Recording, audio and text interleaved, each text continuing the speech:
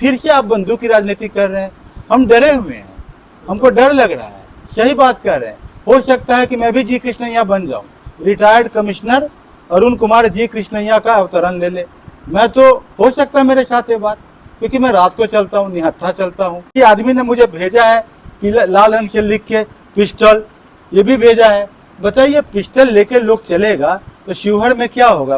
वो बोलते हैं मैं रात भर बंदूक चलाऊंगा, रात भर बंदूक चलाऊंगा। हम राजपूत है, लड़ते हैं तो ठोक के लड़ते हैं। भाई साहब आप जब लड़ते हैं तो कोई गरीब मरेगा, अरुण कुमार मरेंगे, अरुण जायसवाल मरेंगे, जी कृष्णैया भी पहले मरे हैं। तो क्या आप चाहते हैं कि खून ही बहाएंगे? शिवहर में संस्कारी लोग हैं, उनके समाज के भी संस्कारी लोग। ऑब्जर्वर महोदय को बताया है कि एक खास समुदाय के व्यक्ति को यहाँ पर इलेक्शन के प्रोसेस में रखा गया है। अभी नवाब हाई स्कूल में ट्रेनिंग चल रहा है। एक खास समुदाय के सरकारी अधिकारियों को वहाँ पर इलेक्शन में प्रिजाइडिंग ऑफिसर के रूप में ज़्यादा से ज़्यादा नियुक्ति की जा रही है। और वहाँ पर कम से कम 1500 लोग ऐसे हैं जो कि वरीयता में आते हैं, लेकिन उनको जानबूझ कर छांटा जा रहा है। आप एक खास टाइटल देख के, मैं टाइटल का मतलब मैं गलत नहीं समझिएगा, मतलब एक खास जाति का खास व्यक्ति को देख के आप ये सोचते हैं कि बिहार में जाति की राजनीति होती है। तो आप जो है वो देखते हैं, उसके आधार से आप जो है से लाते हैं, है ना। आप आनंद मोहन सिंह पर मैं बता रहा हूँ, कृपया करके इसको अन्य जगह मत इस्तेमाल करें। कोई भी नेता अगर टाइटल देख के अपने मातहत अधिकारी को लाता है तो ये गलत काम है। सरकारी अधिकारी की कोई जाति नहीं होती है, वो काम करना चाहिए उसको। तो आप क्यों ऐसा डिस्क्रिमिनेशन कर रहे हैं? आप देखिएगा प्रिजाइडिंग ऑफिसर का लिस्ट निकलेगा, एक खास समुदाय के लोग रहेंगे। क्यों रहेंगे ऐसा?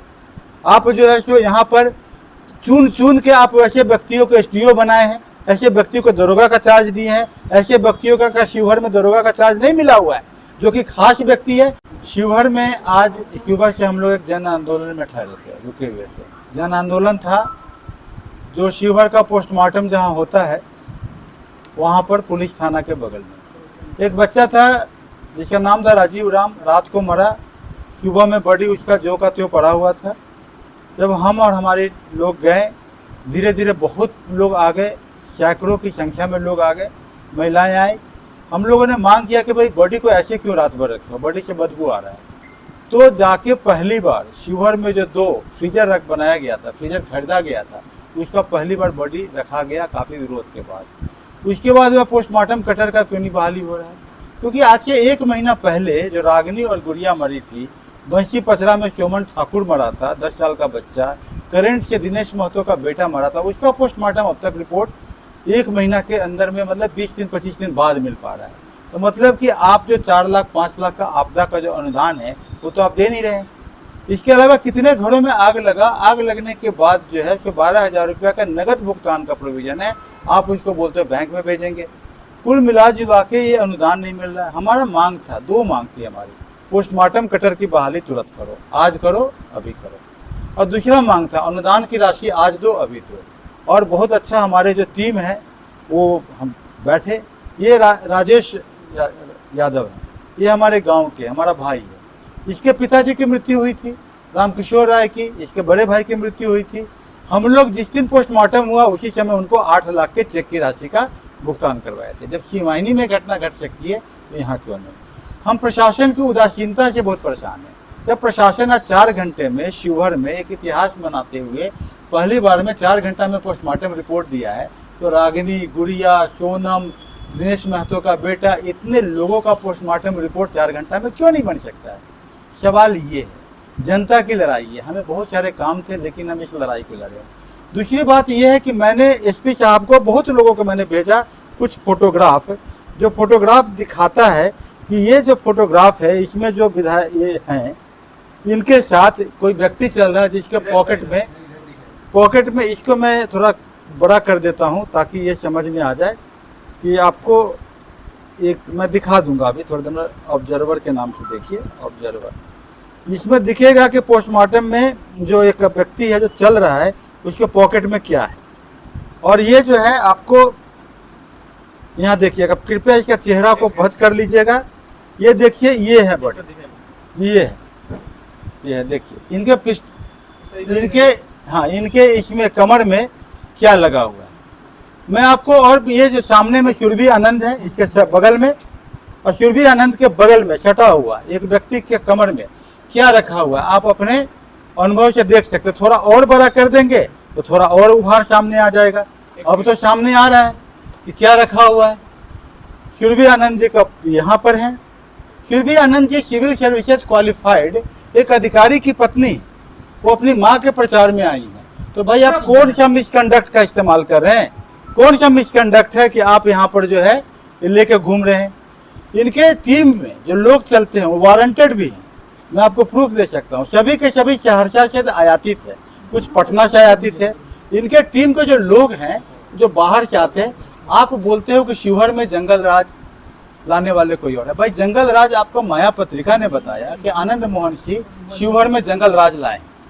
शिवहर में जंगल राज मतलब कि आपने एक पिस्तौल ऐसे थाम रखा है, पीछे में 10 बंदूकें हैं और आप जो है फिर से आप बंदूक की राजनीति कर रहे हैं। हम डरे हुए हैं, हमको डर लग रहा है। सही बात कर रहे हैं। हो सकता है कि मैं भी जी कृष्णैया बन जाऊं, रिटायर्ड कमिश्नर अरुण कुमार जी कृष्णैया का अवतरण ले ले। मैं तो हो सकता है मेरे साथ ये बात, क्योंकि मैं रात को चलता हूँ, निहत्था चलता हूँ। सुरभि आनंद को गार्ड कैसे मिल सकता है, ये भी एक सवाल है। सुरभि आनंद के साथ आप लोग सभी लोग देखे होंगे गार्ड चलता है। सुरभि आनंद के साथ गार्ड चलता है, गार्ड रहता है। गार्ड की नियुक्ति उनको क्यों हो सकती है? मुझे क्यों नहीं मिल सकती? मुझे नहीं मिल रहा है। मैं जानता हूं कि गार्ड के लिए आप पूर्व सांसद है, आपको हो सकता है, लेकिन उसकी बेटी का तो कोई नहीं होता, सामान्य है। ऋतु जायसवाल को अब गार्ड मिला जब नॉमिनेशन हो गया है तब।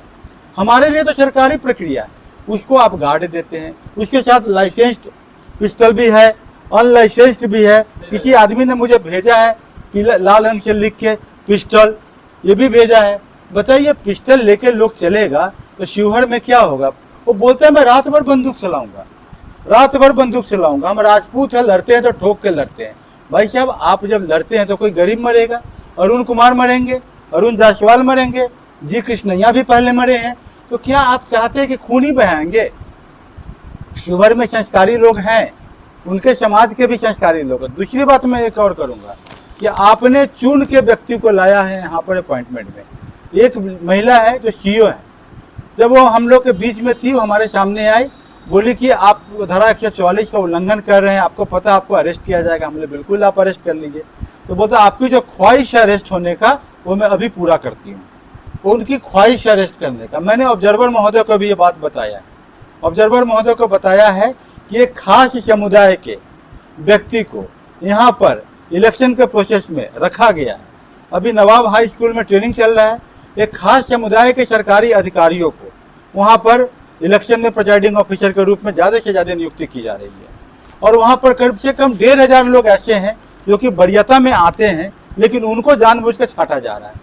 आप एक खास टाइटल देख के, मैं टाइटल का मतलब मैं गलत नहीं समझिएगा, मतलब एक खास जाति का खास व्यक्ति को देख के आप ये सोचते हैं कि बिहार में जाति की राजनीति होती है।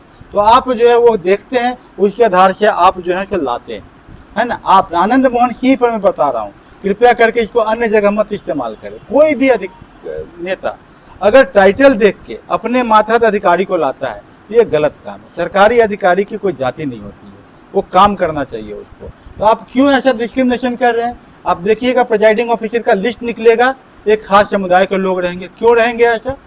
आप जो है सो यहाँ पर चुन चुन के आप ऐसे व्यक्तियों को एसडीओ बनाए हैं, ऐसे व्यक्तियों को दरोगा का चार्ज दिए हैं। ऐसे व्यक्तियों का शिवहर में दरोगा का चार्ज नहीं मिला हुआ है, जो कि खास व्यक्ति है। हम इलेक्शन के ऑब्जर्वर महोदय से हम अनुरोध करेंगे कि कृपया उन खास व्यक्तियों को आम बना के जिला से बाहर कीजिए, और जो निष्कपट व्यक्ति हो, जो बिल्कुल क्या कहते हैं वो न्यूट्रल व्यक्ति हो, जिसके ऊपर कोई चार्ज ऐसा नहीं लगा, वैसे व्यक्तियों को वहाँ लाइए। कि आपकी जो मंशा है कि मैं खास व्यक्ति को पहले से पोस्टिंग कर दूंगा, क्योंकि पोस्टिंग तो होता है चीफ मिनिस्टर ऑफिस से, कैबिनेट का डिसीजन होता है। आपका चीफ सेक्रेटरी बैठे हुए हैं, वो आपके अंदर में है, आप उन सबों को शिवहर में पदस्थापित कर रहे हैं। तो इलेक्शन ऑब्जर्वर पर मेरी पूरा विश्वास है, इलेक्शन कमीशन पर मेरा पूरा विश्वास है। मैं जानता हूँ कि एक घटना सिवाहिनी में मुखिया के साथ भी मेरे पास हुआ था। एक वीडियो ने मेरे पर चार्ज लगाया कि 2000 रुपये मैंने उसके पॉकेट से निकाल लिया है। इलेक्शन कमीशन ने तुरंत जो है उस वीडियो को जिला से बदर किया था। तो भाई आप भी इलेक्शन ऑब्जर्वर महोदय, इलेक्शन कमीशन के माध्यम से मैं बोलना चाहूँगा कि आप इन अधिकारियों को जिला से बदर कीजिए, इलेक्शन की ड्यूटी प्रभावित हो जाएगी। तो हमें एक न्यूट्रल इलेक्शन की ज़रूरत है। तो न्यूट्रल इलेक्शन में हमें जो है वो खास जाति, बिहार में जातियों के लिए ज़्यादा जाते हैं, जाति से एफिलिएशन रखते हैं। सभी ऋतु जायसवाल नहीं होता जो कि जाति नहीं जमात की बात करती है। आप तो बोलते ही हो कि हम राजपूत है, लड़ते हैं तो सीना तान कर रखते हैं, तो फिर आपके समुदाय के लोगों को ड्यूटी में क्यों लगाया जा रहा है? ये सवाल है। ये सवाल अब आप बोलेंगे कि अरुण कुमार बोल रहे हैं इलेक्शन कोड ऑफ कंडक्ट का अतिक्रमण हो रहा है। जी नहीं, ऋतु जायसवाल कैंडिडेट है, इलेक्शन एजेंट कोई और है, मैं एकमात्र कार्यकर्ता हूं। अब मेरा कोई पार्टी एफिलिएशन भी नहीं है, तो मैं एक कार्यकर्ता के तौर पे बोल रहा हूं। अगर इसके बदले में मुझे अरेस्ट करने की बात होगी तो मेरा होगा, न कि ऋतु जायसवाल का होगा। ऋतु जायसवाल का पति होने का अर्थ ये बिल्कुल नहीं होता है कि मैं जो है वो जो बोल रहे वही मैं बात कर रहा हूँ। मुझे अपनी पत्नी की सुरक्षा पर, मुझे अपनी सुरक्षा पर, मुझे अपने बेटे की सुरक्षा पर मुझे डर लग रहा है। मुझे लग रहा है कि इलेक्शन अब प्रभावित हो जाएगा, तो कृपया करके इनको हटाइए। और पिस्टल वाला जो मैंने दिखाया है, ऐसे लोगों को पुलिस कृपया चिन्हित करे, और चिन्हित करके जो सुरभि आनंद जी जो अधिकारी की पत्नी है, जिनके हस्बैंड किसी डीआरएम के अंदर में है, उनको भी यहाँ के प्रशासन के द्वारा सूचित किया जाए कि ये इनके साथ एक घटनाएं घट रही है। क्योंकि संदिग्ध प्रवृत्ति, प्रीपोंडरेंस ऑफ प्रोबेबिलिटी कही जाती है अधिकारियों के लिए, तो प्रीपोंडरेंस ऑफ प्रोबेबिलिटी के अंतर्गत एक अधिकारी की पत्नी भी इस तरह का कार्य नहीं कर सकती है। तभी तो मैं छोड़ के आया हूँ जॉब, ताकि मुझे लगे कि मेरी पत्नी जो निर्भीक होकर काम कर सके। तो मैं इसी स्वच्छता के लिए बात करता हूँ। धन्यवाद।